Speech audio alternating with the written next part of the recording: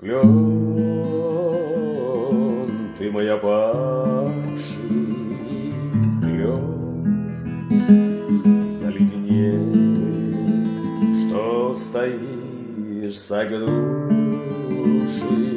под метелью белой, или что увидел, или что услышал, словно на дорогу